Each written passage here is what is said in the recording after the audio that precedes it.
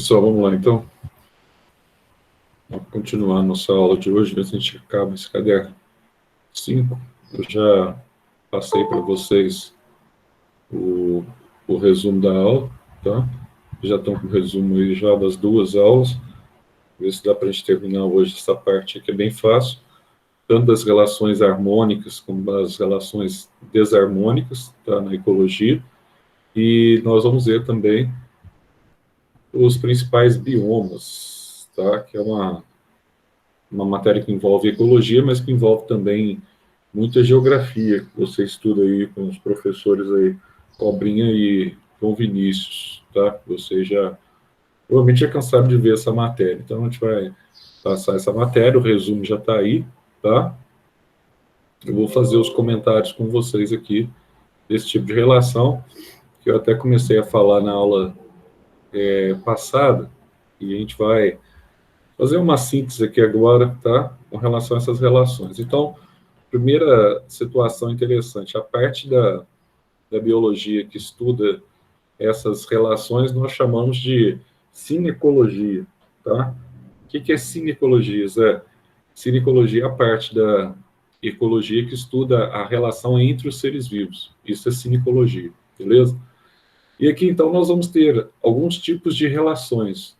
Por exemplo, a gente vai ter relações que a gente chama de harmônicas e relações que nós chamamos de desarmônicas. Qual que é a diferença? Bom, a relação harmônica é aquela que vai produzir ou vai estabelecer benefício para pelo menos uma das espécies envolvidas, tá? Relação desarmônica, pelo menos uma das espécies vai ser prejudicada. Então, quando a gente fala pelo menos, pode ser as duas prejudicadas ou uma prejudicada, tá? Então, quando a gente fala pelo menos uma das espécies pode ser beneficiada na harmônica, a gente está falando aqui que uma pode ser positiva para aquela espécie, pode ser neutra, indiferente, que a gente vai representar para o sinal de zero, para outra espécie. Então, positiva e barra zero, por exemplo, caso de inquilinismo, tá? Que é uma relação boa para um e neutra para outro, não provoca nenhum prejuízo. Agora, quando a gente, ou pode ser cruzinho, positivo, positivo para ambas, tá? E aqui, mesma coisa, pode ser positivo para uma em demérito da outra, tá? Negativo para a outra, ou pode ser negativo para as duas, por exemplo, no caso da competição, tá? Então, a gente vai ver, vai usar esses símbolos da matemática aí, tanto o positivo, negativo, como o zero, como o neutro, tá? Que é indiferente, não prejudica nem ajuda ninguém, tá? Então, a primeira coisa que a gente tem que saber aqui é o que é homotípica ou intraespecífica. Então, olha só, homo significa o quê? Igual, tá? Então, intraespecífica significa entre indivíduos de uma mesma espécie, tá? Então, homo, entre espécies iguais, homotípicas, ou intraespecífica, dentro de indivíduos de uma mesma espécie. Portanto, essas relações, então, como harmônicas, ela pode se estabelecer, tá, de forma permanente, que a gente vai ver aqui que é colônia, o que é sociedade, qual que é a diferença aqui entre colônias e sociedades, ou ela pode se estabelecer de forma transitória, que é o caso aí de bando de aves, por exemplo, em determinada época do ano, migrando de uma região para outra, tá? Para evitar, por exemplo, um inverno mais rigoroso. Então, você tem aqui o gregarismo, por exemplo. E você tem aqui uma série de relações desarmônicas que a gente vai ter oportunidade de estudar. Competição, por exemplo, e o canibalismo, tá? Dentre essas aqui, ó, permanentes, além das colônias e das sociedades, nós vamos ter aqui outras relações que são também heterotípicas, tá? Então, além de homotípicas, você tem relações heterotípicas ou interespecíficas, nós vamos ver que temos também essa mesma nomenclatura daqui a pouco, tá? Então, entre essas relações heterotípicas, hetero significa diferentes, tá? E interespecífica, o próprio nome já diz do que se trata, entre indivíduos de espécies diferentes, tá? Isso vai ser estabelecido também. tanto de forma harmônica quanto de forma desarmônica. A gente vai ver, né, mutualismo, o que significa, a gente vai ver, tá, alguns exemplos desse mutualismo, a gente vai ver a protocooperação, tá, o inquilinismo, por exemplo, para citar alguns exemplos aí, inquilinismo do tipo epifitismo, tá? Então, assim, comensalismo, você vai ter várias relações também interespecíficas, tá? E nós vamos ter também relações desarmônicas entre espécies diferentes, tá? Se, por exemplo, aqui, ó, o canibalismo é uma relação entre a mesma espécie, você tem competição também entre espécies distintas, assim como você tem competição entre indivíduos da mesma espécie, tá? Aí você tem, então, tá? Nesse caso aqui, além da competição, você tem o predatismo, você vai ter uma relação que a gente chama de antibiose, ou também conhecida como amensalismo, tá? A gente vai ver como é que se estabelece essa relação, o próprio parasitismo, tá? O próprio esclavagismo, com CL mesmo, tá? Esclavagismo ou sinfilia. Então, a gente vai ter a oportunidade de ver algumas relações interespecíficas, além dessas relações aqui, ó, homotípicas, tá? Então, vamos estabelecer aqui, nessas relações harmônicas, por exemplo, colônias. Zé, o que nós entendemos por colônia? Primeira coisa que, ó, sempre, numa prova de vestibular, você estabelecer aqui esses sinais, tá? Então, a primeira coisa que eu vou estabelecer aqui, se colônia é uma relação intraespecífica, uma relação harmônica, tá? Então, o que vai acontecer? Ela é boa para as duas as espécies envolvidas. Então, eu vou colocar positivo e positivo, porque as duas espécies que estão envolvidas, além de serem espécies iguais, que aqui agora especificamente a gente está tratando de homotípica, elas são espécies também, tá? Além de serem iguais, elas são espécies que serão beneficiadas com a relação. Vamos dar um exemplo aqui. Qual que é a diferença que nós temos entre colônia e sociedade? Tá?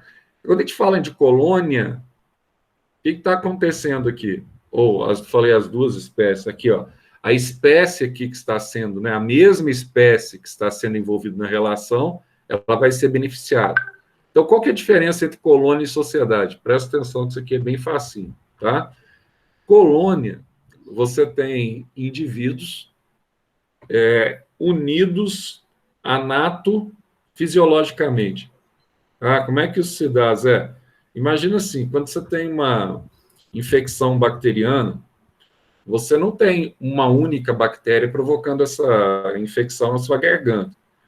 E você tem, então, milhões de bactérias que provocam essa infecção na sua garganta, tá? Zé, então essas bactérias estão agindo em conjunto. Estão agindo em conjunto. Agora, presta atenção. Essas bactérias, elas compõem uma colônia de indivíduos que são idênticos, tá? Que estão juntos e trabalhando em conjunto. Então, por exemplo, uma colônia de bactérias, uma colônia de protozoários, uma colônia de espongiários, são indivíduos anatofisiologicamente, tá, idênticos e que exercem o que nós chamamos do mesmo tipo de trabalho, tá? Então, todos eles estão trabalhando em conjunto para o bem-estar daquela colônia bacteriana. Então, todos eles executam, por exemplo, funções de nutrição e funções de reprodução. Vamos citar aí duas funções essenciais. Se todos eles executam essa mesma função, você tem aqui uma colônia, tá? Que a gente chama de colônia que não há divisão de trabalho. Então, todos eles exercem o mesmo trabalho. Aí, dentro dessas colônias aqui, a gente vai ter as colônias homomórficas, tá? E nós vamos ter as colônias aqui polimórficas. O que é isso, Zé? Colônias homomórficas. Homomórficas que os indivíduos todos eles são idênticos. Então, são bactérias idênticas e que cada uma dessas bactérias que estão agregadas, vivendo, né, ali fundidas entre si, elas estão exercendo o mesmo trabalho. Então, nas colônias homomórficas, não há divisão de trabalho. Ao contrário do que acontece, tá, nas colônias heteromórficas. A gente vai ter, então, as colônias polimórficas. O que são colônias heteromórficas? São indivíduos iguais, mas que exercem trabalhos distintos dentro da colônia. Ou seja, são indivíduos iguais, são indivíduos da mesma espécie, vamos chamar assim, tá? Mas que exercem, partes do indivíduo exercem trabalhos distintos. Então, nesse caso aqui, ó, você pode ter colônias homomórficas, em que os indivíduos são da mesma espécie, mas todos são idênticos, e não há divisão de trabalho, todos exercem o mesmo trabalho, e você pode ter colônias polimórficas. Aí sim, nesse caso, você vai ter divisão de trabalho, tá? Aqui ele cita, então, alguns nomes, ó, pode ser homomórficas, isomórficas, ou ainda homeomórficas, tá? Que é a mesma coisa. Então, o que está acontecendo com esses indivíduos aqui, ó? Não há divisão de trabalho, todos eles exercem o mesmo trabalho dentro da colônia. Aí ele cita aqui para você algum exemplo aqui, por exemplo, tá? A codociga, tá? Que é um coano flagelado, um protozoário. Você pode citar aqui bactérias, tá? Você tem essas algas aqui, que ele cita algumas algas. Você tem esse coral que a gente chama aqui de coral cérebro, tá? Então, são indivíduos que trabalham em conjunto para o bem-estar da sua comunidade, ou seja, para o bem-estar da sua colônia. Então, um depende do outro. Então, tudo aquilo que ele realiza ali, tá? É para o bem-estar em comum. Alguém está com o microfone aberto aí, pessoal. Então, aquilo que ele está realizando é para o bem-estar em comum da colônia, tá? A gente vai ter aqui também, então, as colônias que nós chamamos de colônias heteromórficas ou polimórficas. Qual que é a diferença, Zé? Bom, a diferença aqui, ó, que os indivíduos são indivíduos da mesma espécie, tá vendo aqui? Ah, Zé, aqui você tem, então, tá? Alguns quinidários, né? Pois é, eu tenho alguns quinidários aqui, ó. Tem aquela famosa caravela portuguesa. Então, qual que é a diferença nessa situação? Na situação das colônias heteromórficas, você vai ter aqui o que nós chamamos de divisão de trabalho, tá? Então, cada parte da colônia, embora os indivíduos sejam da mesma espécie, tá? Todos eles aqui são quinidários, você vai ter uma parte da colônia relacionada, por exemplo, tá? À reprodução, ó, que nós vamos chamar aqui de gonozoides. Nós vamos ter uma parte da colônia relacionada à nutrição, que a gente vai chamar aqui de gastrozoides, e a gente vai ter aqui uma parte da colônia relacionada aqui à defesa, por exemplo, dactilozoides. Então, são indivíduos, tá? De uma mesma espécie, unidos anatofisiologicamente, só que ela é polimórfica porque ela vai desenvolver diferentes partes que atuam de diferentes formas nessa colônia. Ah, então se eu tenho diferentes partes que atuam de diferentes formas, então ela tem aqui formas diferentes, polimórficas, ou heteromórficas, né, Zé? Isso, pega um copo d'água aqui, Renato. Pode pegar aqui grandão mesmo. Formas diferentes, tá? Se eles têm formas diferentes, olha um detalhe aqui legal, então, que vai acontecer nesse caso, tá? Cada um trabalha para o bem-estar de uma forma diferente. Então, um fica responsável pela reprodução, outro pela nutrição de toda a colônia, tá? Então, qual que é a diferença entre colônia homomórfica e heteromórfica, Zé? Na homomórfica, os indivíduos são idênticos e todos exercem o mesmo trabalho. Na heteromórfica, os indivíduos são da mesma espécie também, igual nas homomórficas, só que eles têm formas diferentes e cada forma aqui, ó, vai exercer trabalhos diferentes, tá? Então, você tem divisão de trabalho. Então, se você tem divisão de trabalho, eles vão trabalhar aqui em conjunto, tá? Com esse trabalho, então, dividido. Ah, então esse aqui é fácil. E sociedades, Zé? Ah, em sociedade eu lembro da abelha, eu lembro da formiga, etc. Tal. Tá aqui, ó. Aqui uma colmeia aqui, ó. Como é que funcionam as sociedades? Ah, Zé, sociedade, então, deixa eu pensar. Sociedade, qual que é a diferença? Você está vendo aqui na colmeia um grupo de indivíduos, ó, que são as abelhas, tá? Trabalhando aqui em conjunto, tá? Só que tem um detalhe, tem uma diferença. Eles não estão agregados anatofisiologicamente, igual acontece nas colônias. Então, presta atenção. Colônia da biologia, ela tem um conceito diferente de colônia na língua portuguesa. Por exemplo, na língua portuguesa, quando você fala assim, a lá naquela determinada fazenda tem uma colônia de trabalhadores que moram em determinado local, tá? Então, esse determinado local, essa colônia que o pessoal chama, na verdade, é um grupo de indivíduos que moram ali em casas, tá? Estabelecidos naquela fazenda, porque eles trabalham naquela fazenda. Só que, na biologia, não é esse conceito de colônia que nós temos na língua portuguesa. Na biologia, são seres vivos que estão unidos, fundidos entre si, para trabalhar em benefício, tá? Para um bem-estar em comum, seres vivos da mesma espécie. Agora, aqui é o seguinte, a abelha, ela está trabalhando, só que cada uma faz a sua função. Elas não estão agregadas, elas não estão fundidas, elas não estão unidas entre si para exercer esse trabalho. E um detalhe, nas sociedades, tá? Todos os indivíduos pertencentes àquela espécie são beneficiados também. Por isso que a gente vai chamar aqui de positivo e positivo, quando a gente fala de sociedade. Então, aqui você tem só abelhas? Não, eu posso ter formiga, eu posso ter aqueles cupins que você acha na zona rural, tá? Que tem lá dentro as térmitas, tá? Então, você pode ter mamangava, você pode ter marimbondo, tá? Para citar alguns aí que são insetos que nós chamamos de insetos sociais. O que acontece aqui, ó? Cada indivíduo isoladamente, agora, não é morfofisiologicamente unidos, como acontece nas colônias. Então, cada indivíduo fisiologicamente, tá? E isoladamente atua em benefício de todos. Então, por exemplo, dentro de uma colmeia, você tem, dentro de uma sociedade, pode ter aqui algumas castas de indivíduos. Sim, eu tenho, né? Você aprende desde criança. Eu tenho lá a rainha, que é responsável pela reprodução, tá? Então, na época da cópula, por exemplo, ela aceita, né, o macho, que é o zangão, que é um inseto haploide, N. Então, ela aceita o macho para a cópula, e depois da cópula, ela expulsa ele da colmeia e deixa ele morrer para o lado de fora. E ele morre por falta de capacidade de arrumar alimento, inanição, tá? Literalmente. Ele acaba morrendo lá de fora da colmeia. Então, a rainha que manda.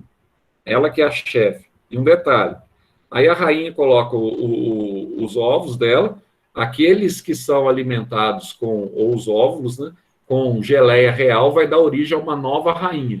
Aqueles que são alimentados com pólen, por exemplo, ou com elementos nutritivos diversos, eles vão formar, então, o que nós chamamos de operárias, tá? Aí que vão proteger, que vão ajudar na nutrição, que vão, né, trabalhar como soldadinho, no caso da proteção da própria colmeia. Então, sociedades são indivíduos, tá, isolados, mas que trabalham em conjunto.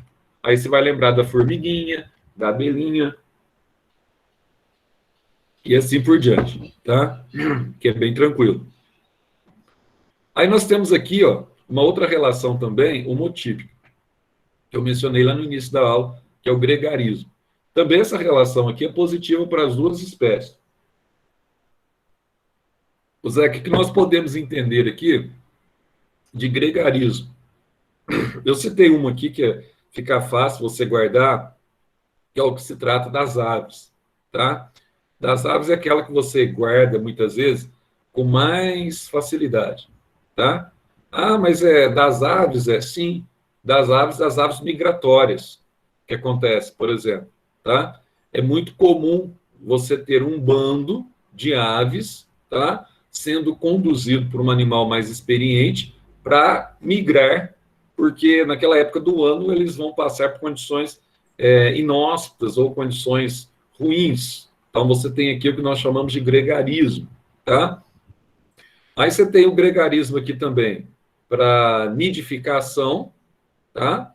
Para que servem isso, Zé? Então, você vê muitas árvores marinhas, por exemplo, que dão o grito de advertência, né? Quando você tem a formação de ninhos e quando você tem, por exemplo, tá? Um alerta a todos que ali você vai ter, então, ninhos ali produzidos.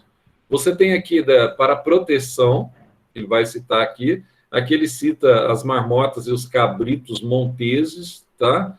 Que eles ficam próximos e diante de um perigo, eles gritam também, eles dão um sinal de alerta, tá? Eles ficam também em constante sinal de alerta. Você tem aqui lobo, tá? Que se organizam a partir das matilhas na época do inverno para caçada. Você tem aqui para o aumento de viabilidade, que é o caso aqui dos anelídeos poliquetos, por exemplo, o eunice e o nereis, que eles apresentam fecundação externa e que eles liberam os órgãos reprodutores, tá? Com os gametas no mar. Inclusive, esses anelídeos poliquetos aqui, você vai naquela região da Indonésia lá, vai naquela região de Samoa, e um dos pratos mais apreciados nessa época de setembro são os anelídeos, sopão de anelídeo. Na verdade, esses anelídeos nessa época aqui, ó, eles liberam os ovários na água e liberam também os testículos, tá? Os órgãos sexuais. Então, o que os pescadores eles fazem? Eles coletam esses ovários e esses testículos que estão no mar, eles sobem, porque vai ter ali a fecundação externa, a fecundação na água. Eles coletam isso, tá? Colocam na panela de pressão, faz um sopão, vende como um prato extremamente caro naquela região e extremamente apreciado pelas pessoas, pelos turistas, mas, na verdade, o que eles estão comendo, tecnicamente, são os espermatozoides e os óvulos, tá? Desses vermes poliquetos, tá? É isso que eles estão comendo. E é um prato extremamente apreciado nessa época do ano. Então, assim, nós temos as relações harmônicas, que nós chamamos de relações, tá? Homotípicas entre indivíduos da mesma espécie. Agora, nós vamos ver aqui outras relações, né? As relações desarmônicas entre indivíduos da mesma espécie. Zé, quais são essas relações? A primeira relação que nós vamos ver aqui, que é conhecida como relação desarmônica, é a relação que nós chamamos de competição. Presta atenção aqui, ó. O que é competição, Zé?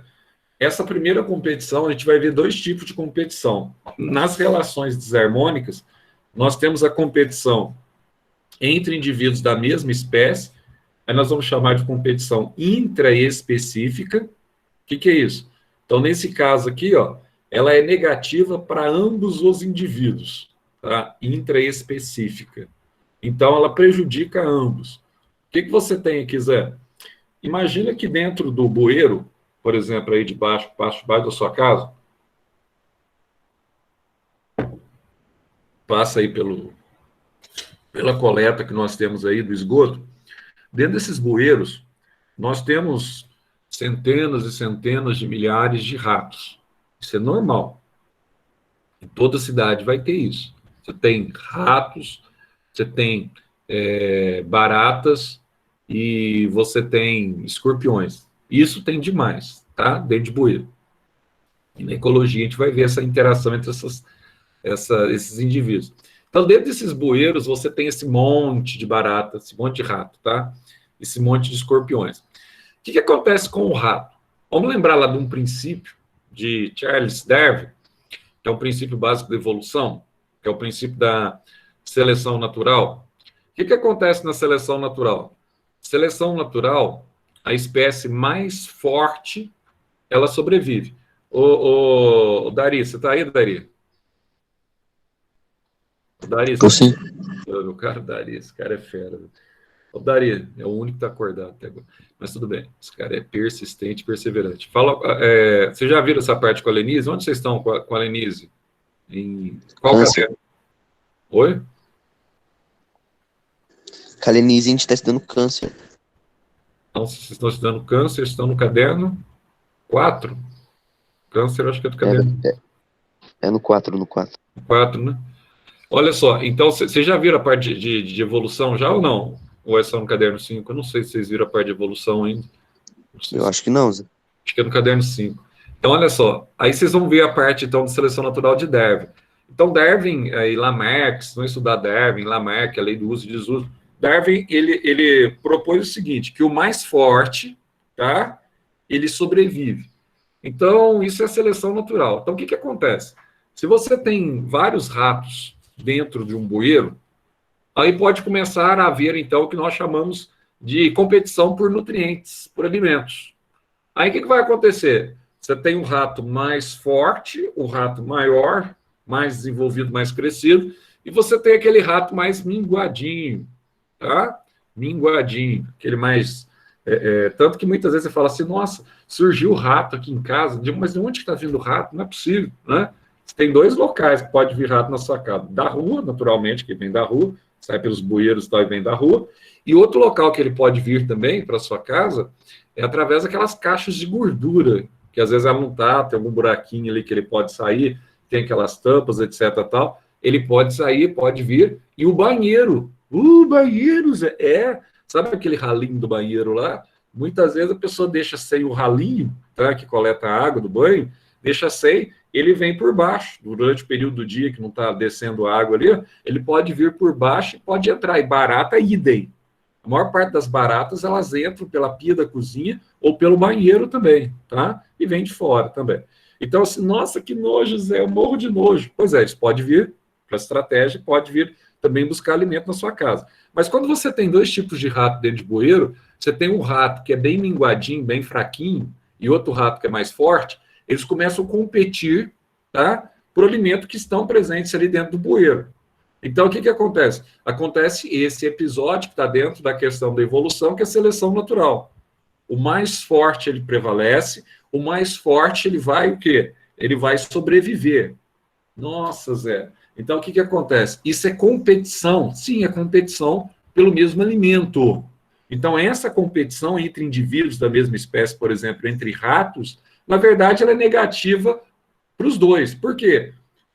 Até o mais forte, ele está gastando energia para competir, tá? E está restringindo também o alimento dele, porque ele tem que competir com o outro que, ainda que seja mais fraco, está consumindo o seu próprio alimento, tá? Então, essa competição por alimento é muito comum. Além dessa competição por alimento, você tem a competição aqui que ele vai citar, é a competição, tá, por território também que acontece, né? Então, isso é muito comum. Por exemplo, você tem a competição de animais num pasto.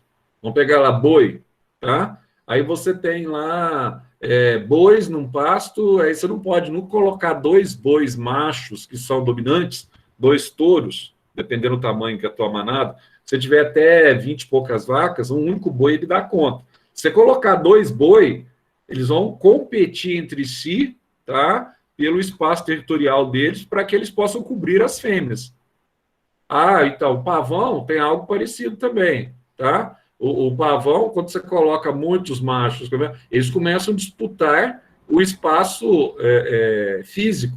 E o pavão aqui, só para citar um detalhe, o pavão que ele abre, que mostra tudo aquilo que vocês acham bonito, etc. Tal, isso aqui é um macho, né? Então, esses dois aqui são pavão macho. Agora, esse aqui, ó, que é a pavoa, tá? É a fêmea. A fêmea não é aquela que abre, fica toda pomposa, etc. tal, tá? Mas eles brigam por causa da fêmea. Assim acontece também, né, com o galo, né, com a galinha, etc. tal. Você tem esse tipo de competição entre o macho, o galo, brigando por causa da galinha, quando você tem dois galos no terreiro, muitas vezes. Você tem competição entre indivíduos da mesma espécie, tá? Agora, canibalismo. Quando a gente fala de canibalismo, a gente está falando do que, Zé? Canibalismo também é uma relação desarmônica entre indivíduos da mesma espécie. Então, quando a gente fala de canibalismo, nós estamos falando do indivíduo que mata e come o indivíduo da mesma espécie, tá? Isso é canibalismo. Então, duas coisas. Você não vai confundir predatismo com canibalismo. Predatismo é uma relação desarmônica também, só que entre indivíduos de espécies diferentes. Então, predatismo, você está assistindo lá os canais de animais, etc. Tal, aí você vê lá o leão comendo, tá? Um cervo. Isso é predatismo. É um indivíduo predando o outro, mas de espécies diferentes. Agora, canibalismo, esses mesmos ratos que eu acabei de mencionar para vocês, que a princípio estão em estado de competição, tá? Em que o mais forte está competindo com o mais fraco por alimento, ele pode chegar a vias de fato, e numa restrição grande de alimento, o rato mais forte ele pode matar o rato mais fraco. E se ele olha para o lado e não vê, tá, alimento, o que ele vai fazer, Zé? Ele vai comer o rato mais fraco, tá? Então, canibalismo é diferente de competição. Por quê? Para o rato mais forte, é uma relação positiva. Para o rato mais fraco, é uma relação que é uma relação negativa.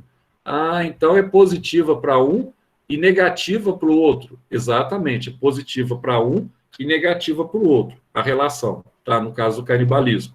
Então, outra coisa também interessante, Zé, nesse caso aí, tá? Você tem outros tipos de canibalismo que são menos usuais? Sim, eu vou ter aqui outros tipos de canibalismo que são menos usuais.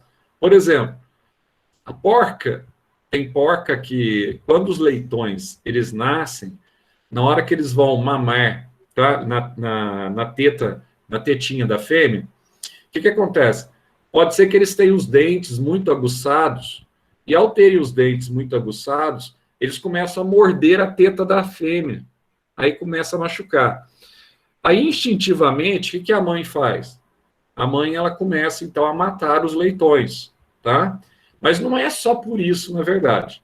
Isso pode ser uma razão, que é o tipo de desenvolvimento da dentição dos leitõezinhos. Mas tem outro problema.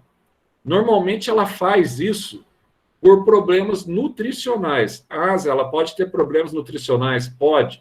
E nesse caso, pode ser que a alimentação dela, isso acontece com cães também, tá? A alimentação dela pode levar ao canibalismo. Ah, mas como, Zé? Por exemplo, uma alimentação baixa em cálcio, uma alimentação baixa em fósforo, na hora que a porca ela olha para a prole, ela vê na prole uma reserva nutritiva. Aí, nesse caso, ela perde totalmente o instinto materno, e ao perder totalmente o instinto materno, o que vai acontecer? Ela come os leitões, tá? Ela vai exercer, então, uma relação que a gente chama de canibalismo. Ela vai comer os leitões. Então, isso é bom para ela, em termos nutricionais, e, obviamente, vai prejudicar os seus leitões, que serão dizimados, tá? Nossa, Zé, mas a mãe comer os filhotes. É porque ela faz isso de forma instintiva. Quem que é o culpado, em última instância? O culpado, em última instância, é quem está tratando dessa porca, tá? Ela está com deficiência nutricional. E você toma cuidado que o cãozinho também, quando você não dá a ração ideal, uma boa ração balanceada, pode acontecer isso também, tá? Há casos que acontece isso. O canibalismo entre espécies por causa de uma deficiência nutricional, que é muito comum, tá? Você fala, nossa, que horrível, Zé. É horrível, mas faz parte, tá? E aqui ele vai citar para vocês também aí outros exemplos aí consolidados aí de canibalismo, tá? Além do canibalismo agora, Zé, acho que eu mudei de página aqui, pô. Vou voltar aqui. Quem está falando do canibalismo aí, tá?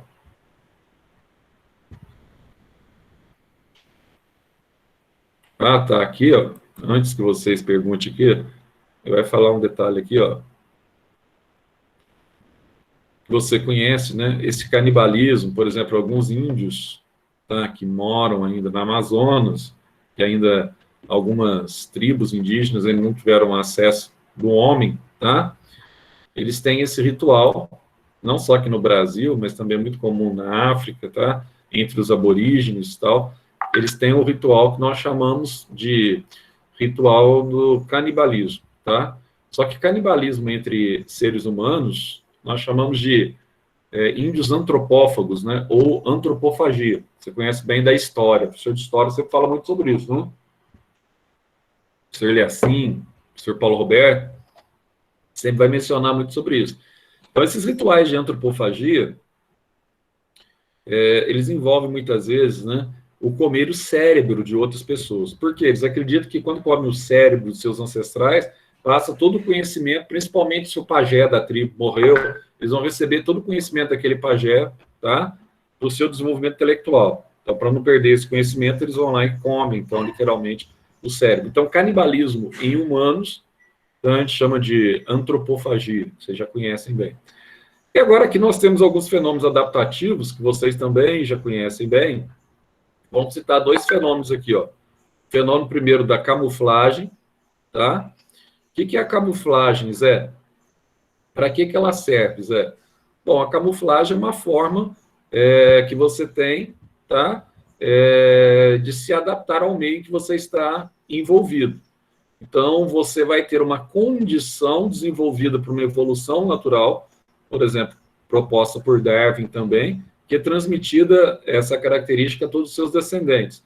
De que forma, Zé? Então, aqui eu posso ter tanto a camuflagem quanto eu posso ter o mimetismo.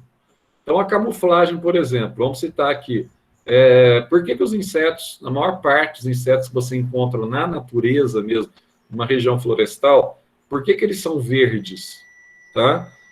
Porque eles são verdes para eles se camuflarem. Camuflarem de quem? Dos predadores, para eles serem confundidos com as presas, tá? Para eles serem confundidos com as árvores, com as folhas das árvores, tá?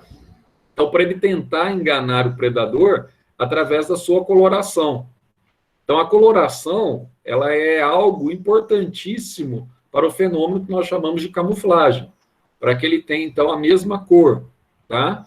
E essa coloração aqui, ó, ele vai te dar aqui a coloração críptica, ou seja, a coloração que serve para proteção. Olha o exemplo aqui, ó, o bicho do pau.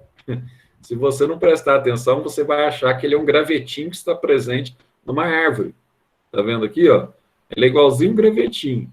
Então, isso é um fenômeno de camuflagem, para que ele não fique exposto aos seus predadores natural. Aí você pode ter também aqui, ó, uma coloração de advertência, para que o predador não venha comer, porque ela pode possuir alguma toxina, alguma coisa assim, tá? Que ela ela não vai ser palatável à sua degustação, o gosto dela vai ser ruim. Então, você tem isso, por exemplo, em alguns leptópteros. Nós temos aqui a borboleta, por exemplo, tá? Que apresenta essa coloração de advertência. E aqui você vai ter também aqui algumas cores interessantes, né? E nós temos aqui as cores de aviso, ou também conhecidas como apossemáticas, tá? Como um mecanismo de defesa que alguns organismos apresentam, tá? Alguns, por exemplo, sapos, algumas cobras corais apresentam essas cores aí que deixam claro que elas são altamente venenosas, pelo menos as corais verdadeiras, tá?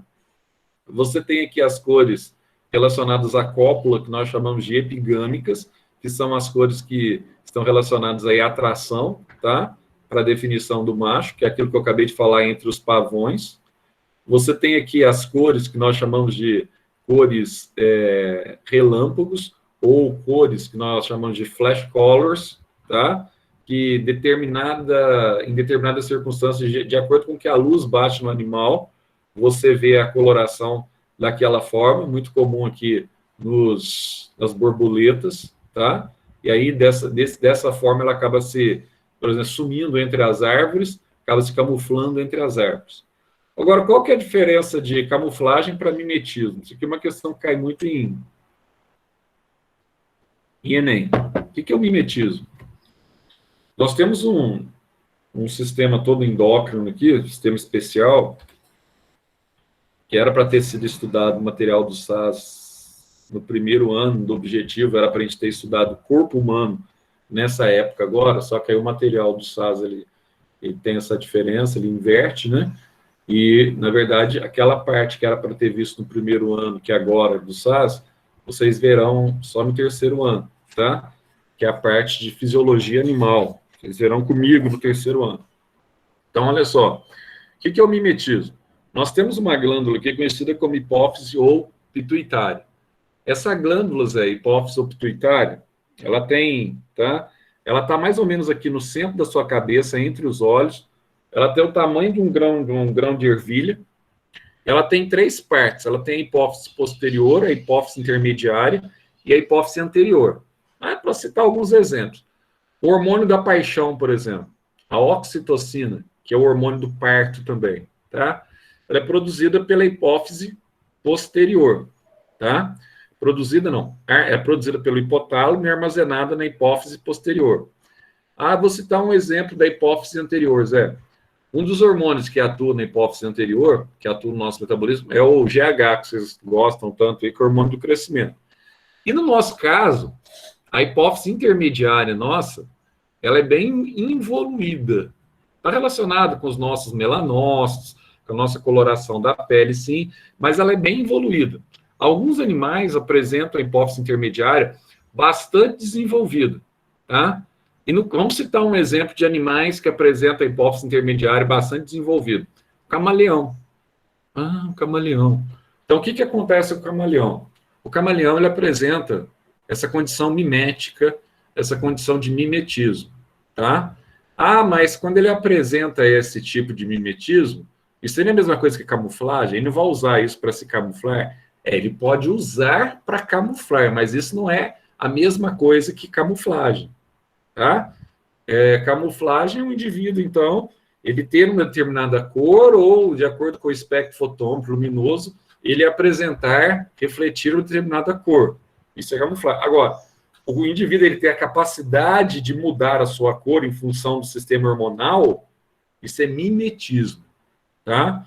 Então, por exemplo, se ele tiver aqui nessa escrivaninha branca, se ele tiver nessa superfície branca aqui, ele pode mudar a sua cor em função dessa superfície branca. Por quê? Porque ele tem hormônios produzidos na região, tá, do hipotálamo, que são armazenados na hipófise intermediária. Esse hormônio é conhecido como intermedina.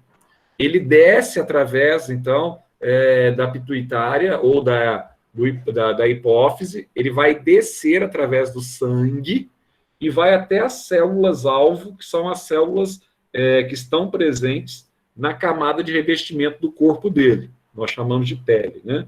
Então, nessa camada de revestimento, o que vai acontecer? No caso do camaleão, ele tem uma camada de revestimento bastante grossa, bastante queratinizada. Ali você tem células especiais, e essas células especiais nós chamamos de cromatóforos. Nossa, Zé, cromatóforos. Isso, cromatóforos. Então, o que vai acontecer? Essas células cromatóforos, ao receber esse hormônio, permite que o animal adquira a coloração que está o ambiente onde ele estiver presente, tá? Se ele estiver no ambiente meio branco, ele vai ficar branco. Se ele estiver no ambiente verde, ele fica verde. Mas tudo isso do mimetismo é controlado por aspectos hormonais, tá? Não é algo inerente que ele nasceu já com aquela cor ou com a habilidade de determinado facho de luz bater nele e ele apresentar aquela cor. Não, isso é camuflagem. O que ele apresenta, então, é uma condição mimética, tá? Não só ele, mas você tem também alguns peixes também que apresentam essa condição aí, tá, do mimetismo. Você tem outros animais aí, corais, etc, tal, que apresentam essa condição. Então, isso é o mimetismo, tá? Aí nós terminamos aqui essas questões adaptativas. A gente vai ver aqui, continuando, essa aula ainda continua. Aí vocês podem fazer os exercícios aí, que são muito fáceis. E vocês podem treinar bastante isso aqui, esses exercícios. Porque, Zé, esse aqui cai muito, meu caro. Cai muito em vestibular. Da mesma forma que nós vimos as relações harmônicas, nós vamos ver as relações agora, tá? Ou nós vimos as relações homotípicas, harmônicas e desarmônicas. Nós vamos ver agora as relações que nós chamamos de heterotípicas. Nossa, Zé, relações heterotípicas, qual que é a diferença? Homotípicas, nós tínhamos, então, a relação estabelecida entre indivíduos da mesma espécie. E agora, aqui nas relações heterotípicas, nós vamos ter as relações estabelecidas entre indivíduos de espécies diferentes, heterotípicas. Então, entre espécies, ou entre específicas, entre indivíduos de diferentes espécies. Então agora eu posso ter, por exemplo, a associação de uma alga com um fungo. Pode, tá? Uma alga com um fungo. Por exemplo, um líquen. Pode ter. É uma relação harmônica heterotípica. Então, presta atenção aqui, ó. E essa parte da ecologia também, estou fazendo aqui um adendo para vocês, além de cair muito nos vestibulares em geral, cai também muito na prova da Unifenas.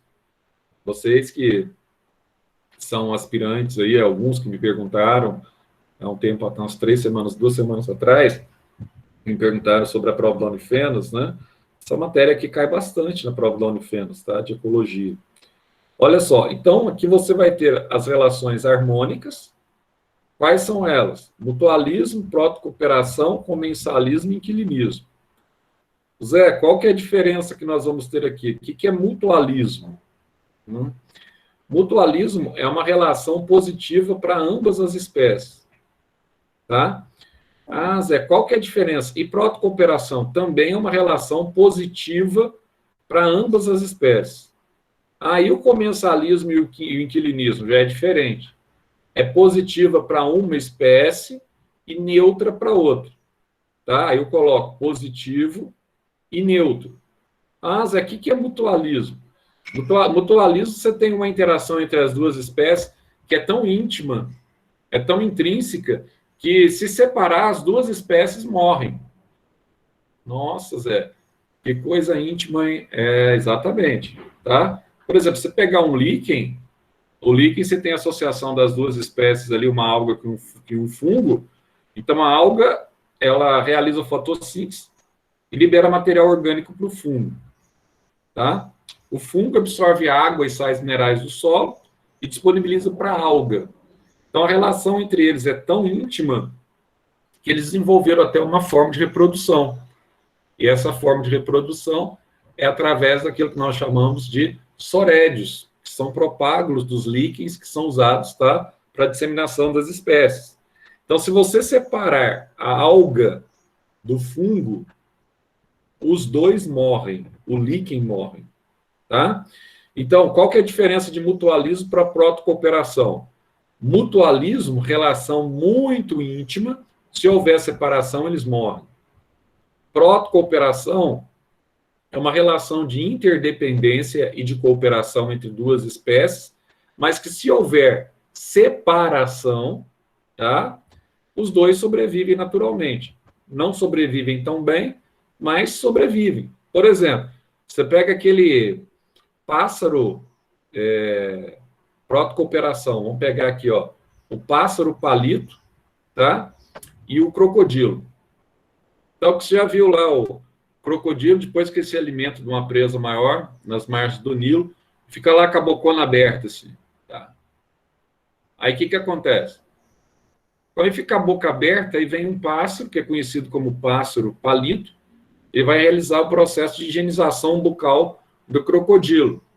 Ah, ele vai limpar a boca do crocodilo, Zé? Sim, ele vai limpar a boca do crocodilo. Como? Ele vai comer os resíduos alimentares que estão entre os dentes do crocodilo. Nossa, que legal, Zé. Isso. Então, olha só. Para o crocodilo não come o pássaro normalmente. Por quê? Já acabou de alimentar. Aí, para o crocodilo, tá, ele está fazendo um favor. Então, ele está realizando ali, está atuando como um fio dental, está alimentando-se dos resíduos que ficaram ali da presa. E o pássaro também está sendo beneficiado, está comendo, então, a presa. Então, é bom para o crocodilo e bom para o pássaro. Só que o crocodilo vive perfeitamente sem o pássaro e vice-versa. Tá? Zé, protocooperação. Oi, pode falar. Qual que é a relação que tem uma do peixe palhaço?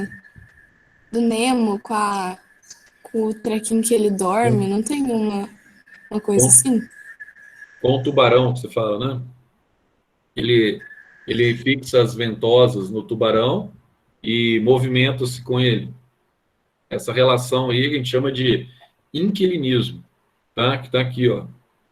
Aí ele fixa as ventosas, aí você tem duas relações aqui. Você tem primeiro o comensalismo. Por que o comensalismo? Porque o tubarão ele está alimentando de outras presas e está deixando resíduos alimentares na água, tá? Aí você tem na verdade é peixe piloto também conhecido. Ele deixa resíduos alimentares na água e o peixe ele vem e se fixa no tubarão, tá?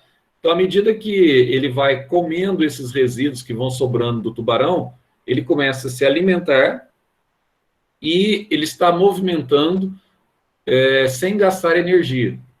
Então, você tem uma relação harmônica que não prejudica o tubarão, aí ela é neutra para o tubarão, ela é positiva para o peixe, tá? ser positiva para o peixe, porque ele está alimentando e está movendo sem gastar energia, tá? Para ele é beleza. E o tubarão não faz diferença, porque ele é muito pequenininho, ele não é parasita, tá? Ele apenas está usando o peixe para sua nutrição e para sua locomoção. E também aqui, ó, é uma espécie de inquilino. O inquilinismo é quando você utiliza um outro indivíduo para você descansar, para você como a sua habitação, vamos chamar assim. Vamos lembrar de um tipo de equilinismo bastante simples aqui. Lembra lá do epifitismo? Aquelas plantas que sobem outras plantas para buscar mais luminosidade? São as plantas epífitas. A gente trabalhou com elas lá no caderno 2, eu acho. Aí, nessas plantas epífitas aqui, ó, são aquelas plantas que a gente chama que tem caule, são trepadeiras, tá? Elas vão, então, como maracujá, elas vão usando outras plantas como haste. Mas não é para prejudicar a outra planta. Ela utiliza aquilo para ela subir a alturas maiores, que ela vive normalmente são plantas mais rasteiras, para buscar mais luz. Então, por exemplo, o maracujá, ele passa a ser inquilino de muitas outras plantas. A orquídea é uma inquilina de muitas outras plantas. Então, o epifitismo, que a gente vai falar daqui a pouco, é um tipo de inquilinismo, tá? Então, Zé, quando eu falo de comensalismo, é uma relação positiva para um e neutra para o outro? Sim, é uma relação comensalismo que envolve alimento. Inquilinismo é uma relação que envolve o quê? Abrigo, acima de qualquer coisa. Então, por exemplo, você tem lá o pepino do mar, tá? O pepino do mar, ele tem uma cloaca grande, tá? Para ele liberar os seus resíduos alimentares e para a sua também reprodução. Então, ele tem uma cloaca grande, pepino do mar, conhecido como holotúrio.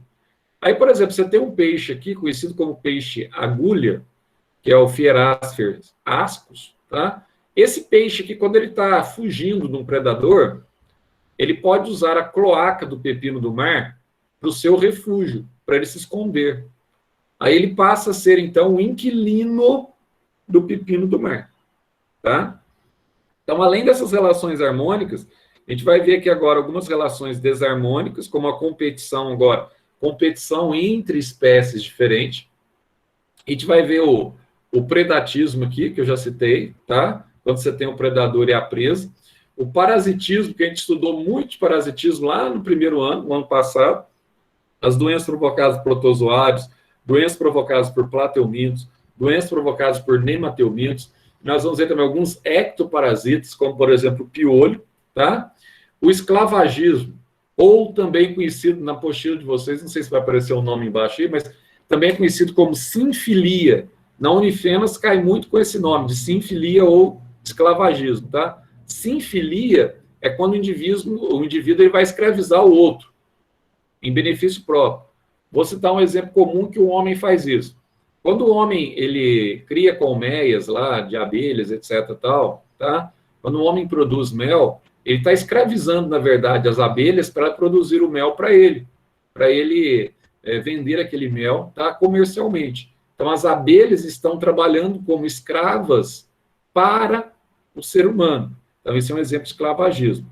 E o exemplo do amensalismo, que a gente vai falar também, tá? No caso do amensalismo, é um indivíduo amensal, ou inibidor, quando ele libera na água algumas substâncias tóxicas, e essas substâncias tóxicas aqui, ó, elas podem matar alguns tipos de algas, alguns tipos de dinoflagelados. A gente vai ver aqui que é o fenômeno da maré vermelha, tá? E aqui também a gente vai ver o fenômeno do antibiótico. Como é que funciona o fungo do antibiótico da penicilina, descoberto por Alexandre Fleming, que inibe a proliferação bacteriana. A gente vai ver isso também. Vamos falar um pouquinho de cada um. Ó, tipos de mutualismo. Então, o mutualismo é positivo para ambos. A diferença, se houver separação, morrem. Muitas vezes usa-se esse termo aqui, ó, simbiose. Zé, mas é correto usar o termo simbiose? O termo simbiose pode ser uma simbiose mutualística ou pode ser uma simbiose parasitária, tá? Então, simbiose, olha só, Simbiose significa simplesmente uma associação permanente entre indivíduos, tá? Agora, essa associação nem sempre ela é benéfica, tá? Por isso que hoje não usa-se tanto mais essa nomenclatura apenas de simbiose, a não ser que você coloque simbiose mutualística, mas aí é melhor você usar mutualismo, tá? Ou você define aí como simbiose parasitária, porque alguns indivíduos estão agregados no outro para parasitar o seu metabolismo. Aí você tem, então, a simbiose parasitária. Então, hoje a gente evita usar simbiose, essa palavra, isoladamente, tá? Se ela tiver, então, um proposto logo em seguida, tudo bem, mas se ela não tiver, a gente evita. Aqui ele vai citar, então, os líquens, que eu acabei de citar para vocês. Essa associação aqui ela é fundamental e cai sempre em prova, que é a bacteriorrhiza. Lembra lá do ciclo do nitrogênio que nós vimos recentemente. Então, ó, o nitrogênio, ele está bastante presente nos vegetais. O vegetal absorve na forma de nitrato. Então, olha só, tem algumas bactérias nas raízes de algumas plantas com vagem, de algumas leguminosas. Nós falamos para vocês até da adubação verde, tá? Essas bactérias, elas conseguem, então, fixar o nitrogênio atmosférico. São as bactérias do gênero Rhizobium. Então, quando essas bactérias estabelecem uma relação mutualística com raízes de leguminosa, nós chamamos essa relação de bacteriorrizas, tá? Então, bacteriorrizas é a relação entre bactérias do tipo Rhizobium com raízes de leguminosa. E micorrizas olha, alguns fungos estão presentes nas raízes, fungos benéficos, de várias plantas, principalmente em plantas cítricas. Limoeiro, a mexerica, a laranja, tá? Você tem esses fungos presentes. Para que, Zé? O que esses fungos eles realizam nessas plantas? Então, eles estabelecem uma relação mutualística que esses fungos sempre têm que estar presentes nessas plantas, porque senão morre tanto o fungo quanto a planta. Para quê? Para aumentar a área de absorção radicular, tá, dessas plantas. Então, se eles vão aumentar a área de absorção radicular, Zé, então ele é benéfico para ambos, né? Bom para o fungo, que está usando a raiz ali da planta, e bom para a planta que está usando o fungo para aumentar a sua estrutura de absorção, tá? Nós chamamos de micorrizas, esses fungos. Então, só para citar alguns tipos aí de mutualismo que nós temos na natureza, tá? E aqui ainda, ó, ele vai falar da protocooperação. Aqui você tem, além daquela que eu citei, como é que chama lá? Do peixe, tá? Da protocooperação, aliás, do crocodilo e do pássaro palito. Nós temos aqui também a protocooperação aqui, ó, da anêmona, tá? Essa aqui é uma das mais comuns em Enem. Aqui você tem aquele caranguejo, tá? E você tem a anêmona. O caranguejo, ele é conhecido como Bernardo eremita, ou também conhecido como paguro. O que acontece com ele?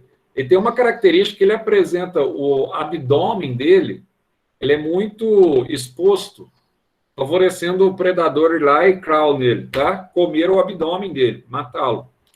Então, esse caranguejo aqui, ó, ele encontra uma concha, tá? Ele encontra uma concha marinha e se esconde dentro da concha.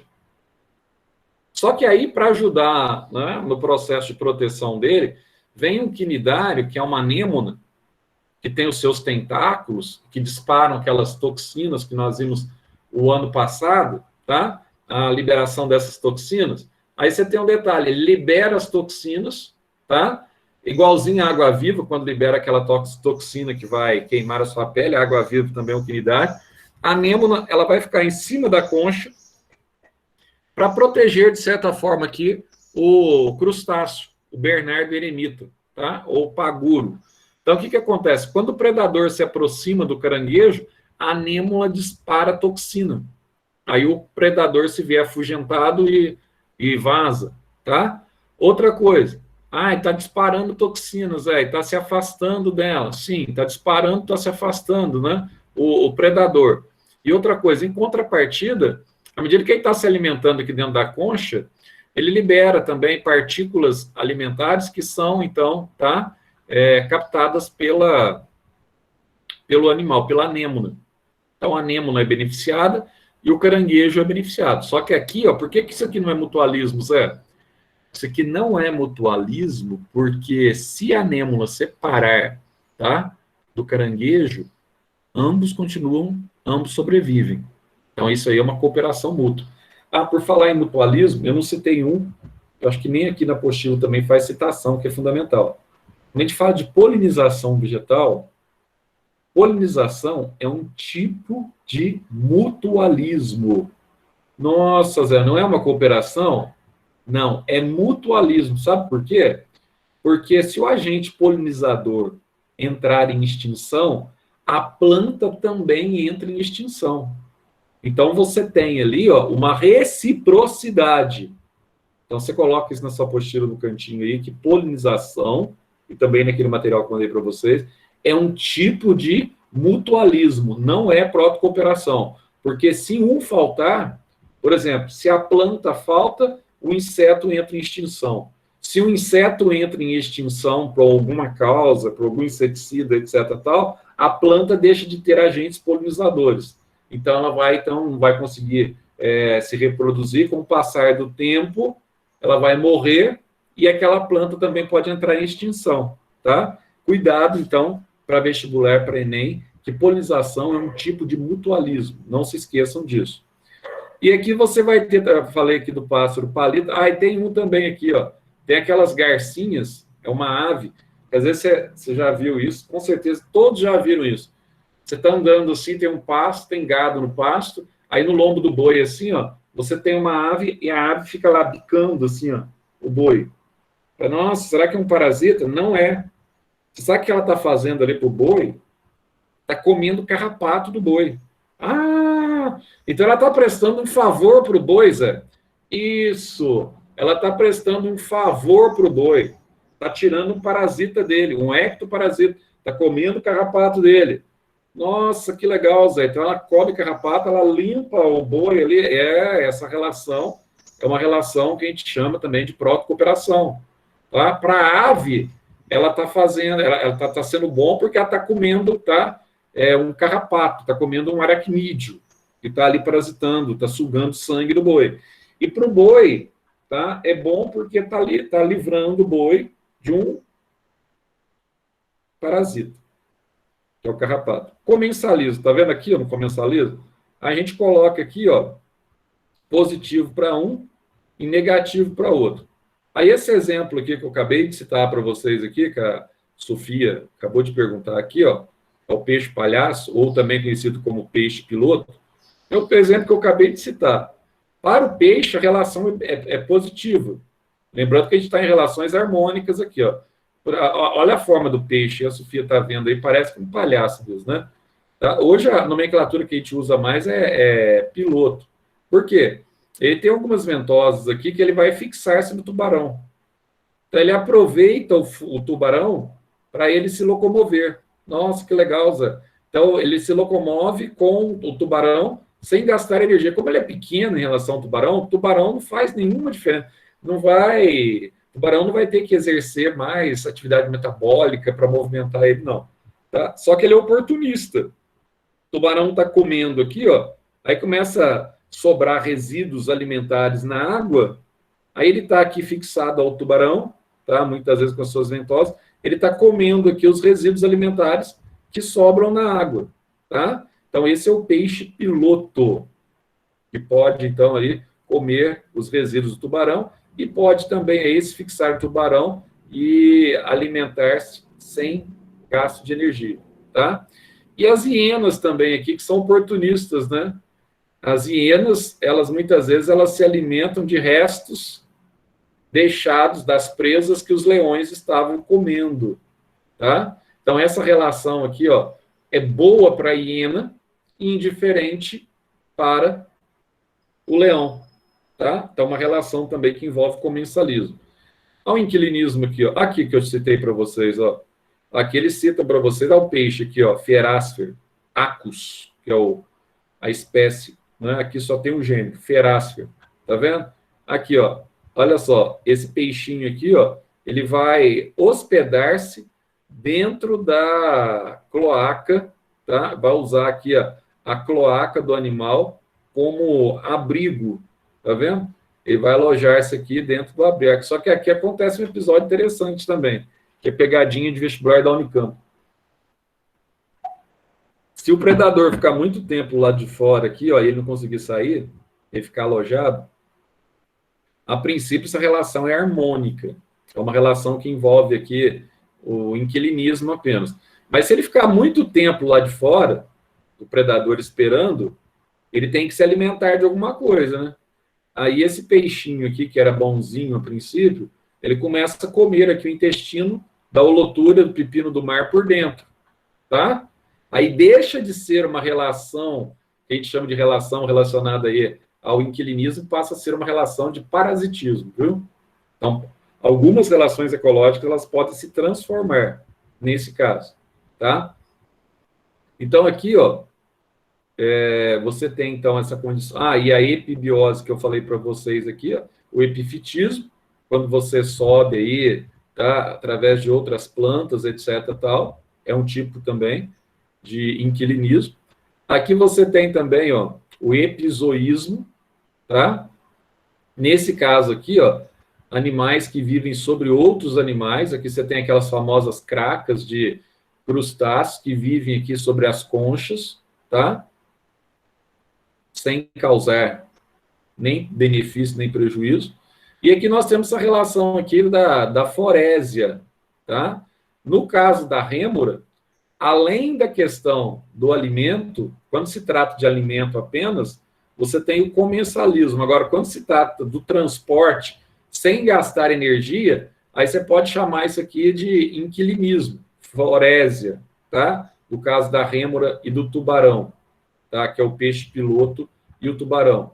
E aqui você tem outra também, que eu citei lá atrás, ó, das anêmonas do mar, o caranguejo paguro também, tá?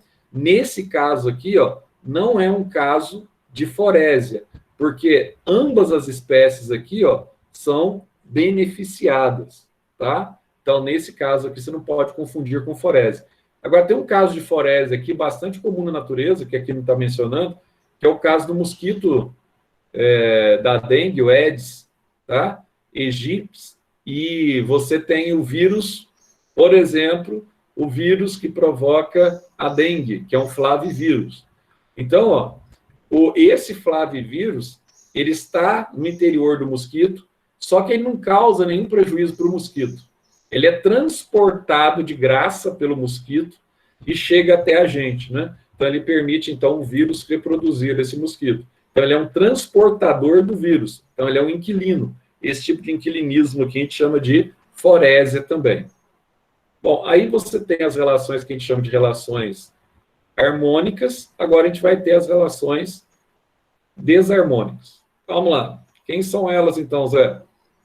Agora, as relações desarmônicas entre espécies diferentes. A gente vai chamar aqui de interespecíficas. Então, primeiro agora, competição. Bom, competição a gente viu, Zé, mas a gente viu como intraespecífica, entre ratinhos, que eu falei para vocês. Agora, você pode ter a competição entre espécies diferentes. Qual competição entre espécies diferentes é? Por exemplo, você pode ter a coruja, você pode ter o gavião competindo, e a cobra competindo pelo mesmo alimento. Qual alimento, Zé? Rato. Tanto o gavião, quanto a cobra, quanto a coruja, se alimentam de rato. Então, eles comem rato? Sim. Eu tenho 3 indivíduos aí competindo pelo mesmo alimento. Quem que vai prevalecer nessa competição, Zé? O gavião é mais forte, tá? Ah, então o gavião ele come, ele pode matar a coruja, ele pode comer a cobra, ele pode comer o sapo também, tá? Então aí envolve a seleção natural. Mas na verdade, quando você tem a competição, as duas espécies na verdade são prejudicadas. Só que aquela que é menos prejudicada é aquela que consegue prevalecer na competição, tá? Então isso é uma competição que a gente chama de competição interespecífica. Aí você vai ter aqui os princípios da exclusão coletiva, né? Aqui você tem aqui 2 gráficos aqui, que é o princípio de Gauss, tá? Aqui você tem o gráfico, mostrando aqui o tempo e a densidade de uma determinada população.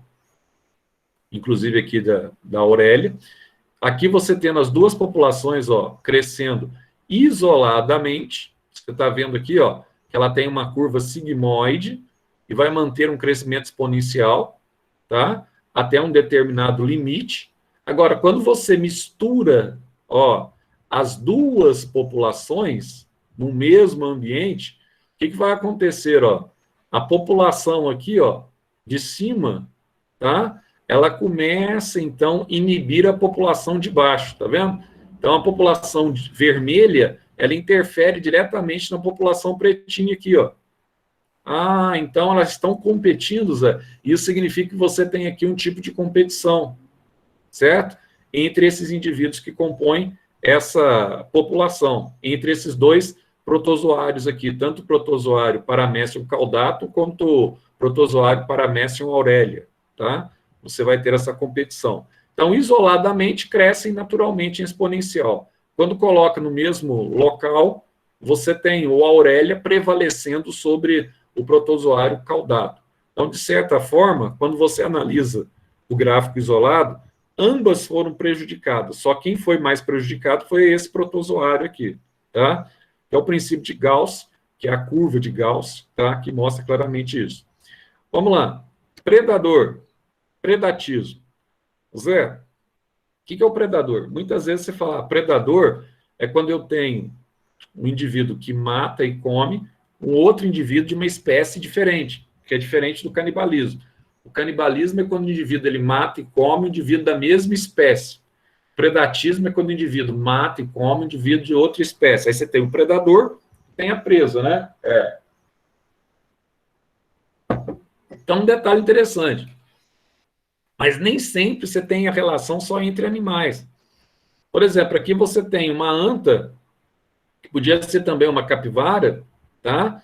Que exerce a mesma função da anta, nesse caso aqui, nos ecossistemas. Ou você podia ter o boi aqui, ó. O que o boi ele faz aqui? O boi é um animal herbívoro, tá? Assim como a anta, o boi come capim, come pasto. Então, ó, essa condição de comer pastagem do boi é um fenômeno que nós chamamos na ecologia de herbivoria. Ah, então ele está se alimentando do produtor, tá? Do produtor da cadeia, que é o vegetal, que é o indivíduo fotossintetizante. Exatamente. Então, nós temos aqui herbivoria. Nossa, Zé, então isso aqui é bem facinho, hein? Então, na época que você tem pastos verdejantes, ele come mais pastos. Está prejudicando o pasto, tá? E para ele está se alimentando. Então, um benefício para ele. Aí você tem lá o veadinho, tá? O veadinho lá na savana africana. Aí o veado, ele é comido. Você fala, nossa, que dó. O leão comeu o veado. Mas aquilo é para controle ambiental. Aí você fala assim, nossa, mas isso aqui, ó. Você tem, por exemplo, aqui uma predação muito louca. Ó, a onça pintada, tá? Matando agora as antas, matando jacaré, tá vendo aqui o jacaré aqui, ó? Matando capivara. Mas por que isso acontece, Zé? Quando eu estou assistindo lá o Nat Geo Wild, eu fico lá morrendo de dó, né? Fico com muito dó. Mas por que, Zé? Isso acontece? Isso é equilíbrio, meu caro, para evitar a superpopulação, tá? Então o leão ele não é mau. Ele está ali para cumprir o papel dele. Então, você não pode ter uma superpopulação, por exemplo, de anta, você não pode ter uma superpopulação de capivara, você não pode ter uma superpopulação de jacaré. Então, ele vai controlar, ele vai nivelar essa população.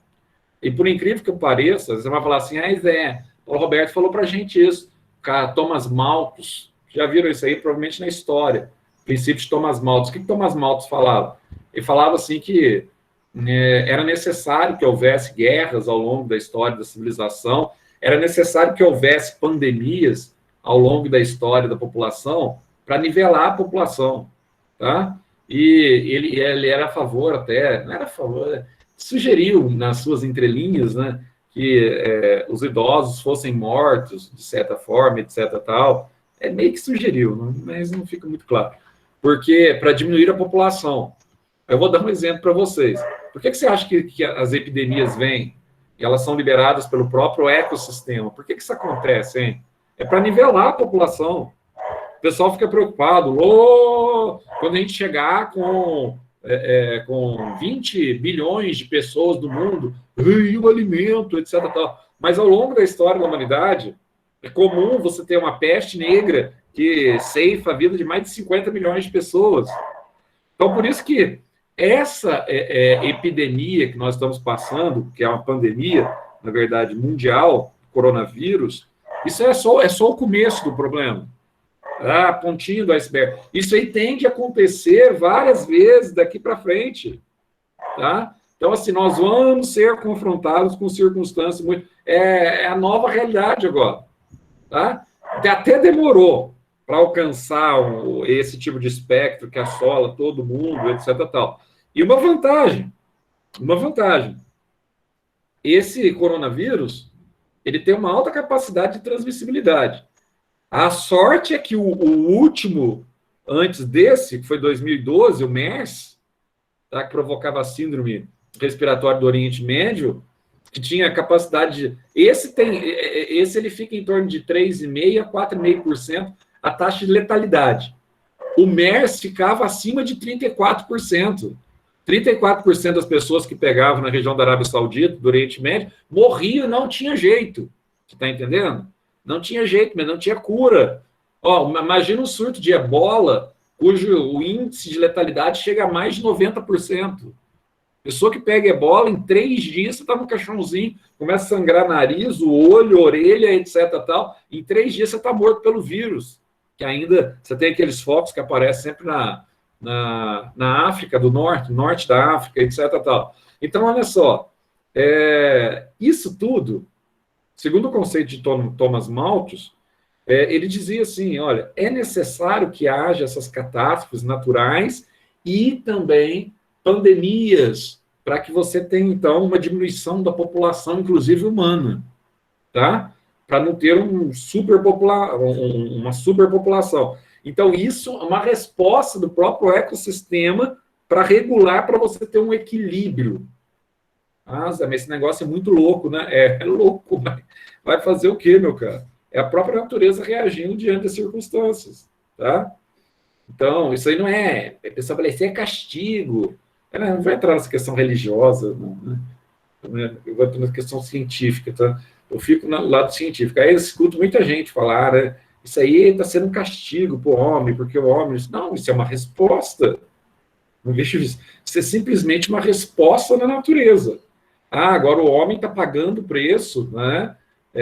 Por ter desmatado, por ter etc. tal. É que hoje não vai dar tempo de eu falar sobre os principais biomas, né? A gente deixa para a semana que vem, para terminar a apostila, a gente começar o caderno 6, mas os principais biomas é facinho. Mas o homem está pagando um preço caro, não sei o quê, blá, blá, blá, e vem aquelas histórias, teorias, né? Apocalípticas, etc. tal. Óbvio que você vai ter que essa conta alguém tem que pagar. É o reflexo da ação do homem, tá? Com relação à natureza. Então, isso vai acontecer. Olha só, parasitismo, né, Zé? Isso aqui, Zé, eu sou especialista. No ano passado você ensinou isso pra gente. Então, aqui você sempre tem um parasita, que pode ser um parasita externo e um parasita interno. Pode ter aqui um ectoparasita, ou você pode ter um endoparasita. Tá? Ectoparasita, você pode ter um piolho, um carrapato, tá? Isso não é só na gente, né? Pode dar no animal, etc. Tal. Já você tem o boi com carrapato, você usa ivermectina ou ivomec, etc. Tal. Então, olha só, você pode ter um parasita e você tem aqui um hospedeiro. Então, a relação ela é positiva para o parasita e negativa para o hospedeiro. Como a gente já estudou muito sobre isso no ano passado, tá? Então, nós temos muitas relações aqui que envolvem parasitismo, que envolvem bactérias, que envolvem vírus, no caso aí do coronavírus, que envolvem protozoários, que envolvem vermes, plateumintos. Lembra lá que a gente estudou facíola hepática, Schistosoma mansoni, Taenia solium, Taenia saginata, de Botriocéfalos latus, que é a tênia dos peixes, Echinococos granulosa, que é a tênia dos cães. A gente estudou alguns nemateumintos, né? Ascaris lumbricoides, que é a lombriga, tá? Estudamos aquela da doença do Jeca Tatu, lá, o amarelão. Estudamos o Ancylostoma duodenale, Necátrios americanos. Estudamos o Ancylostoma brasiliensis, que é o bicho geográfico. Estudamos aquele da elefantíase, a Wuchereria bancroft. Estudamos também aquele que fica no tornozelo, aquele verme enrolado no tornozelo, Dracunculus medinensis, tá? Trichinellas spiralis. Estudamos muitos vermes no ano passado. Esses são parasitas, tá? Precisam do hospedeiro para eles sobreviver. E aqui uma relação que cai muito em vestibular. Aqui nós temos, então, ó, o esclavagismo, que eu falei para vocês. Você tem vários exemplos de esclavagismo. Você tem aqui os esclavagismos encadeados pelos falcões do mar, tá? Então, o que eles fazem? Então, esses falcões aqui, eles ficam nadando, tá? E o que eles fazem aqui? São ladrões. Eles vão lá e roubam os peixes das gaivotas, tá certo? Então, ó, roubam os peixes capturados por gaivotas, ou outras árvores que saem da água. Pode ser o pelicano também. São ladrões. Elas vão lá e pescam peixe, eles vão e roubam, tá? Então, eles escravizam essas aves para trabalhar em benefício deles, tá? Outra coisa aqui que acontece que o homem faz, que eu falei para vocês lá, aproveita lá, ó, algumas espécies de vespas simulam feromônios de abelhas para invadir colmeias, roubar-lhe o mel, tá? Não só a vespa faz isso, mas o homem faz o mesmo. É um tipo de esclavagismo. Coloca a abelha a trabalhar para ele vender o produto do mel, tá? Que ela coloca. Essas aves aqui tem o cuco aqui, ó, tá? Põem seus ovos no ninho de outras aves que cuidam de seus filhotes e os alimentam. Isso aqui é interessante, né? Isso aqui, ó, ele deixa lá, as outras aves alimentam os filhotes dele e ele vaza. Não tem instinto materno, né? Aí diz aqui que o cuco é maior, muitas vezes o filhote do cuco é maior, acaba consumindo todo o alimento trazido pela mãe adotiva e que tem os seus filhotes mortos por falta de alimento, né? Esse cuco aqui é um babaca, né, mano? E você tem aqui as formigas que levam os pulgões para os formigueiros. Por que ela leva esses insetos aqui, os pulgões, tá? Elas vão cuidar da prole dos pulgões, tá? E depois elas vão colocar os pulgões para sugar as raízes. Quando está sugando as raízes, está alimentando-se muitas vezes da seiva, faz como se fosse o anel de Malpighi, que a gente viu recentemente. Está se alimentando da seiva, tá? Orgânica. Aí o que ele faz? Está alimentando da seiva orgânica. Aí o excesso da seiva é eliminado pelo ânus, que a gente chama de chuva de mel. Aí, olha só, as formigas, elas vão e se alimentam desse alimento adocicado, tá? É uma estratégia utilizada aqui pelas formigas, que escravizam os pulgões para o seu benefício próprio. Então, escravagismo também tem na natureza, né? Muito feio. Positivo para um e negativo para o outro. E essa relação aqui, que talvez é uma das relações mais importantes, que é a última relação que eu vou falar hoje, tá? Que acontece em vestibular, que é a relação do amensalismo ou da antibiose, onde você tem uma relação positiva e negativa. Aqui o grande nome é o Alexandre Fleming, tá? Ou Alexander Fleming, foi o grande descobridor do primeiro antibiótico produzido em escala industrial. O que acontece? O que ele fez? Descobriu o acaso.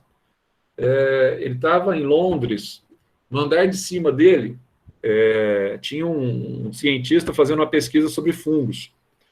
E ele estava fazendo pesquisas com placas de Petri sobre bactérias, sobre colônias bacterianas, tá? Ele foi viajar e deixou as placas esqueceu as placas de Petri, tá? Descobertas. Esqueceu. Então foi um negócio, foi um chute casuístico, né? Mas deu certo. E como em cima ele estava fazendo pesquisa sobre fungo, outro cientista que tinha no andar de cima, os fungos começaram a descer pelo sistema de ar. Aí começaram a descer pelo sistema de ar e começaram a invadir as placas de bactéria. Tá? As placas estavam abertas. Aí quando o Fleming chegou da viagem, ele chegou e viu lá um corpo estranho junto com as bactérias, que era o fungo, né? Aí ele viu um detalhe interessante. Aí ele viu que aquele fungo, que era o fungo Penicillium notatum, tá? Que é o fungo da penicilina, quando as colônias de bactérias se aproximavam do fungo, o fungo lançava uma substância sobre elas. Aí as colônias de bactéria, elas recuavam e eram inibidas pelo fungo. Aí ele teve a brilhante ideia, isso foi casuisticamente, mas ele teve a brilhante ideia de extrair do fungo essa substância, esse princípio ativo, que paralisava a proliferação bacteriana. Ele teve a brilhante ideia. E daí ele fez o que nós chamamos de antibiótico, meu caro. A penicilina. Primeiro antibiótico produzido em escala, tá? Em escala industrial. Aí, meu caro, quando a gente fala de amensalismo ou antibiose, uma espécie, tá, é conhecida como inibidora e a outra espécie que é prejudicada é conhecida como amensal ou inibida. Então, nessa relação que eu acabei de mencionar para vocês aí, ó, o fungo penicílio, ele libera a substância que inibe a proliferação da colônia bacteriana, tá? Então, é negativo para a bactéria e positivo para o fungo. Ah, então, isso é por isso que quando eu estou com uma infecção bacteriana na garganta, eu tomo antibiótico? Exatamente. O antibiótico, ele tem essa função amensal. Cita outro, Zé. Um exemplo muito comum de amensalismo, eucalipto. Porque quando você olha perto do eucalipto, aí você vê assim, não, nenhuma planta quase nasce perto do eucalipto. Por quê? Ah, porque ele suga muita água do solo, já vi falar isso. Na nossa região, não. Nossa região tem água no solo suficiente. O problema do eucalipto na nossa região tem nada a ver, eu falo como agrônomo agora, tem nada a ver com a água do solo. O problema é que o eucalipto, ele libera uma substância tóxica a partir das suas raízes que inibem o crescimento de outras plantas próximas a ele. Ele faz isso propositalmente, para não competir quando ele está absorvendo nutrientes minerais do solo. Ele é egoísta. Tá? Então, isso chama-se amensalismo. A planta que não consegue, a semente que não germina é inibida, é amensal. E o eucalipto ali é o inibidor, a partir das suas raízes. Tá? Então, esse é um tipo de antibiose ou amensalismo. Também é conhecido como alelopatia, que é a mesma coisa.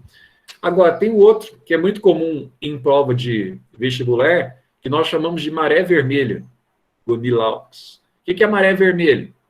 Algumas algas, em determinadas épocas do ano, liberam toxinas na água, e essas toxinas chegam a matar os peixes. Tá? Então, as algas são inibidoras e os peixes são seres inibidos. Aí, como as toxinas elas matam os peixes, não sei se aqui vai ter alguma foto, então você tem um fenômeno conhecido como maré vermelha. Aqui não tem foto da maré vermelha. Tá? Vai falar sobre ela aqui, ó. Gênero de algas marinhas que vai matar os peixes, tá? Vai falar sobre ela. É isso aí. Então, também é um caso de amensalismo. Essa parte da ecologia, pessoal, é uma das partes que os alunos normalmente mais gostam, porque, assim, através de uma aula, eu passei o resumo para vocês também, a gente ganha que essa aula é gigante, na verdade, né? É uma parte, assim, que os alunos mais gostam, porque é uma parte legalzinha, né, assim, em termos de prática. Você ouve uma aula, praticamente você guarda quase tudo. Então, você não tem dificuldade de armazenar, tá? E mais com o resumo aí, fica tranquilo. Vamos fazer aqui uma pequena chamadinha aqui para eu liberar vocês. Aí semana que vem você guarda esse material que eu passei. Semana que vem eu passo para vocês o restante.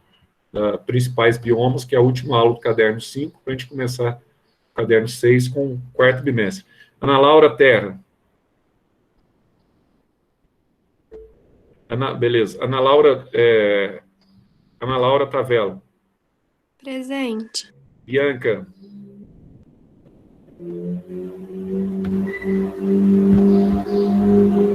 Brena. Beleza. Carolina. Fleury. Carol Fleury.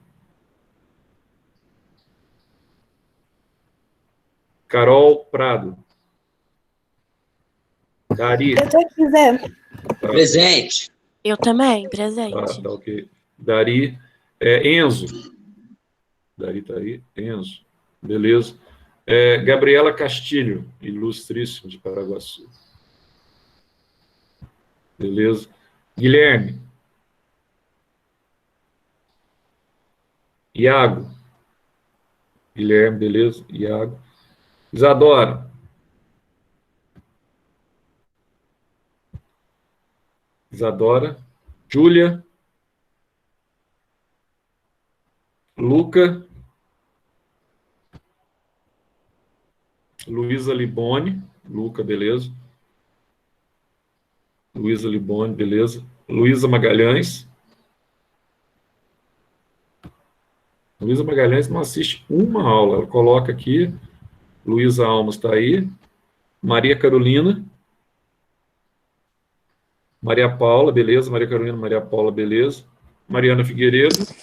Presente. Uma das primeiras que entram nas aulas. Sofia está aí. Sofia do Peixe Palhaço, né? Peixe, né? Thales. Ian. Beleza.